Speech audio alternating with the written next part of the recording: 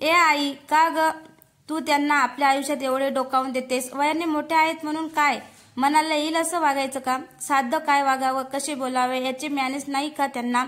अपर्णा गप्प बस. कॉलेजला गेलीस म्हणजे एवढी मोठी झालीस असे नाही. शेजार धर्म म्हणून काही गोष्टी करायच्या असतात. अजून असंख्य आयुष्य जायचंय तुझं. तोंड सांभाळून बोल. सिंग फुटल्यासारखी वागतेस. अवकाश आहे अजून या गोष्टीत लक्ष घालायला. आई म्हणजेच आशा चिडून म्हणाली. अनिलराव तिला शांत करत म्हणाले. हो ती अल्लड आहे, पण तू काय एवढी चिडचिड करते आहेस? आणि गलात हसले. तर ही गोष्ट आहे दामले काकू यांची. अशा प्रकारच्या काकू, आत्या, मामी असे कोणी ना कोणी आपल्या आजूबाजूला आपल्याला नक्कीच दिसतात.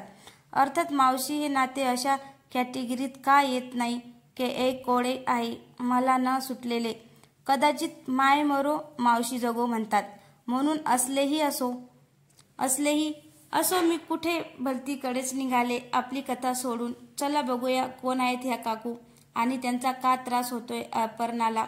दामले काकू यांचा स्वभावच असा होता. स्वतःचं ठेवायचं झाकून आणि दुसऱ्याचं बघायचं वाकून. कायम सगळीकडच्या खबरी काढायच्या आणि मग इकडे तिकडे आणि तिकडच इकडे.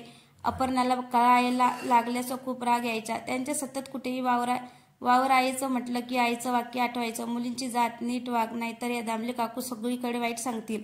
आज तर त्यांनी घरात येऊन दादा वहिनीविषयी आईला काहीतरी सांगायचा प्रयत्न केला होता. वहिनी अशी वागते, सुनबाईला धाकात ठेव अशी आईला सांगत होत्या. हेच वाक्य माझ्या आजीला सांगायच्या. आईच्या बाबतीत त्यामुळेच राग आला मला. आणि ही आई त्यांची बाजू घेते नेहमी. त्यांना घाबरून वागते. काय गरज आहे का? अपर्णाच्या मनात विचारांची गर्दी केली. आशाने बरोबर ओळखले. तिने हळूच तिच्या खोलीत येऊन तिच्या डोक्यावरून हात फिरवला.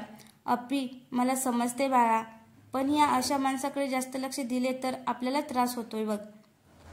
आपण नेहमी चांगलेच वागावे. या काकूंनी तुझ्या पहिल्या वाढदिवसाला खूप गोंधळ घातला होता. आपल्या घरात खूप मोठे भांडण झाले. मी घर सोडून निघाले होते तेव्हा तुझ्या आजीनं मला सांगितलं. तेच मी तुला सांगते. कुणी कसं वागले तरी आपण नेहमी चांगलेच वागावे.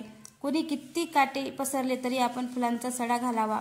मोडायला 1 मिनिट लागते, पण सावरायला अख्खं आयुष्य जाते. आईचं बोलणे पटले आणि मी निर्णय बदलून टाकला. तेव्हा त्यांनी सासूबाई विरुद्ध आईला सांगितलं आणि म्हणाल्या, मी तुमच्या जागी असते तर लेकीला इथे ठेवलेच नसते.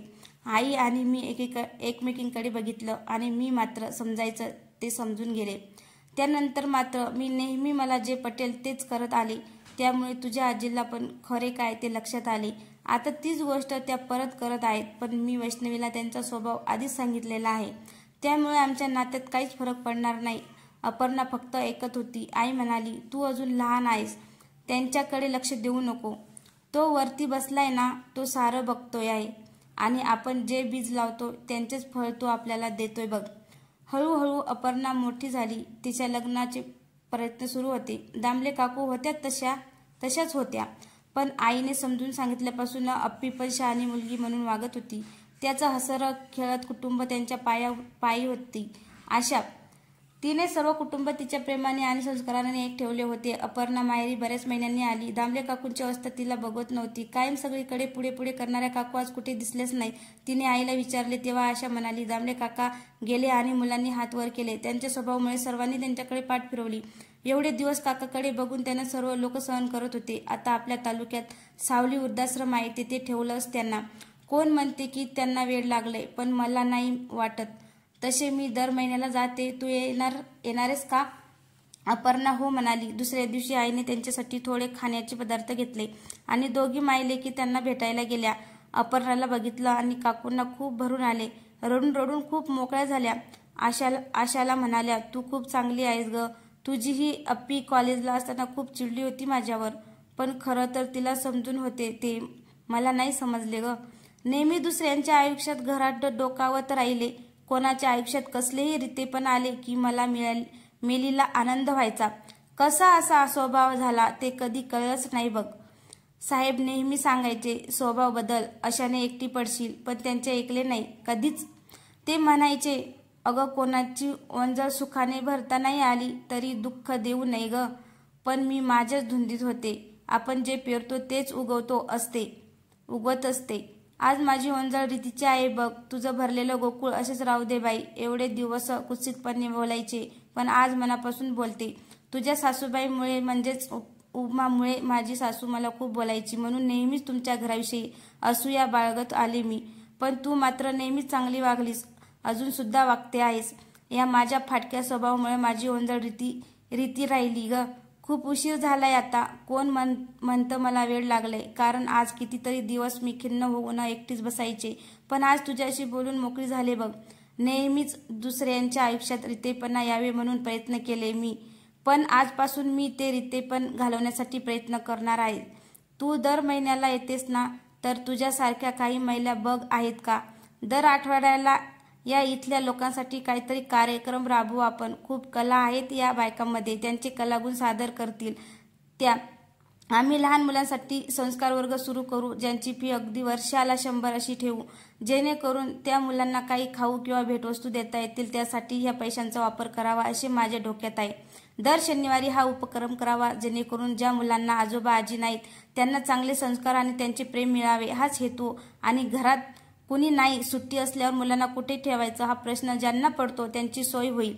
या आश्रमात अशाही काही स्त्रिया आहेत ज्यांची वय जास्ती नाहीत, पण लवकर लग्न झाल्यामुळे त्यांना मोठी मुले आहेत, ज्यांना आई वडील नको होतात, म्हणून काही व्यक्ती इथे आहेत. त्या व्यक्ती अजूनही एकटे कुठेही जाऊ येऊ शकतात. अशा व्यक्ती कोणाच्या घरी जाऊन त्यांची मदत करू शकतात, जशी की कोणाच्या घरी काही अडचण असते जेव्हा केअरटेकर म्हणून जाऊ शकतात. असे काहीतरी करायला हवंय असे वाटते ते मला. दामले काकूंचे हे रूप बघून अपर्णाला खूप छान वाटले. तिने लगेच त्यांना दुजारा दिला. ती म्हणाली, काकू मी तुम्हाला साथ देईल. हल्ली सोशल मीडिया लोक सर्रास वापरतात, त्यांचा आपण उपयोग करू. लगेच आश्रमाच्या प्रमुखांशी बोलून ही योजना अंमलात आणली. आशाने तिच्या मैत्रिणींना सोबत घेऊन त्यांना मदत करायचे ठरवले. अपर्णाने सोशल मीडिया वापरून त्यांना शक्य होईल तेवढी सर्व मदत केली. लवकरच त्यांच्या हा उपक्रमाचे सगळीकडे कौतुक व्हायला लागले. बघता बघता त्यांच्या आयुष्यात आलेले रितेपण भरून गेले आणि परत त्यांची ओंजळ खऱ्या समाधानाने आणि आनंदाने भरून गेली. माझ्या सख्या माणसांनी माझ्याकडे पाठ फिरवली, पण तुमच्यामुळे माझ्या रित्या आयुष्यात परत एकदा सुख आले. तरीही जे केले त्यांची शिक्षा मला देवाने दिली ग. नेहमी दुसऱ्यांच्या आयुष्यात रितेपणा आणणाऱ्या मला देवाने खूप मोठे रितेपण दिले आहे ग. माझ्या कुटुंबामुळे माझ्या आयुष्यात आलेले रितेपण त्यांना हुंदका आवरायला नाही. आशा म्हणाली, अहो काकू, तुमच्या चुकीची उपरती झाली तुम्हाला, आणि आता तर तुम्ही लोकांच्या आयुष्यात सप्तरंग उधळत आहात, त्यामुळे असे काही मनात आणू नका. खूप चांगले काम करत आहात. आणि हो, आज मी तुम्हाला माझ्या नातीच्या 5व्या वाढदिवसाचे आमंत्रण करायला आले, नक्की या. हिच्याशी कशी वागले मी, तरी हिने वेगळेच नाते जोडले माझ्याशी. आशाच्या पाठमोऱ्या आकृतीकडे बघत काकूने डोळे पुसले. कथा कशी वाटली? आवडल्यास लाईक, कमेंट, शेअर करायला विसरू नका. तसेच चॅनलला सबस्क्राईब करा. धन्यवाद.